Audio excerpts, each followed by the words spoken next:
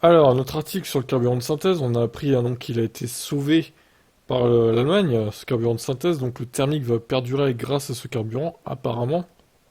Voyons un peu concrètement quel coût aura ce carburant de synthèse. Outre l'aspect écologique qui peut être mis en cause, le coût des fuels interroge. Pour l'ONG Transport Environnement, si l'Allemagne obtient une bonne cause, donc c'est ce qu'elle a eu, c'est un plein d'essence d'environ 50% plus cher qu'attend l'automobiliste. Super, déjà que c'est hors de prix.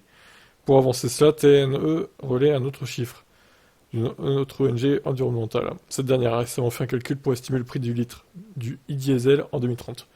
2,82 €. En prenant en compte notre TVA à 20% et un taux de taxation des carburants estimé à 15 centimes par gigajoule, comme dans la proposition de révision de la directive sur la taxation de l'énergie et de l'UE. Ça ferait le plein de 50 litres à 141 €. Oui, oui, oui, d'accord, ok. C'est hors de prix, quoi.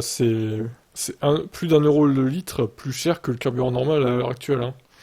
Transport Environnement a repris une valeur semblable pour les e-fuels, valeur qui serait même optimiste car sa production nécessite une transformation plus importante que celle du diesel. Bien sûr, on n'oublie pas que TNE est favorable au tout électrique, ce qui nécessite de prendre du recul sur les phrases et données accrocheuses, mais il est vrai qu'un e-fuel s'annonce cher. Sa production réclame beaucoup d'énergie, mais pour avoir un intérêt écologique à être sauvé par l'Europe, l'e-fuel doit être neutre en carbone. L'électricité nécessaire à l'électrolyse, la base de la recette, est donc d'origine durable. Voilà qui demande déjà des sacrés investissements, avec par exemple une éolienne sur le site. Alors qu'avec ça, on pourrait produire de l'électricité, quoi. C'est incroyable. Sans compter les dépenses pour ensuite produire le carburant ou encore acheminer, tout ceci a un coût sur le prix de vente, hein. Bah oui, forcément.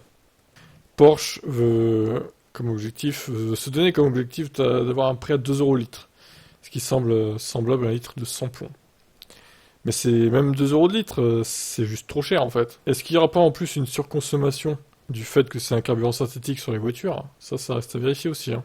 Bon, bref, de toute façon, vous avez mon avis là-dessus. Moi, je suis pro-électrique, donc clairement, carburant de synthèse, c'est pas pour moi. Après, si ça vous intéresse de payer entre 2 et 2,50 € le litre, tout ça pour continuer de rouler en thermique parce que vous êtes anti-électrique, bah, excusez-moi, vous êtes con, hein. Vous êtes débile, hein. Vous préférez vous ruiner plutôt que d'acheter une voiture électrique qui, dans 5-6 ans, sera au même prix que les thermiques, voire peut-être moins cher. Tout ça pour dire, ah, je suis anti-électrique, je préfère le thermique. Le thermique, c'est la vie. Super, putain, belle mentalité, hein, franchement. Ruinez-vous, écoutez, hein. Allez-y, continuez. Continuez de polluer, continuez de vous détruire le porte-monnaie aussi. Vous ne méritez que ça, très cher fan du e-fuel. Quant à moi, je reste fidèle à ma voiture électrique. Allez, ciao.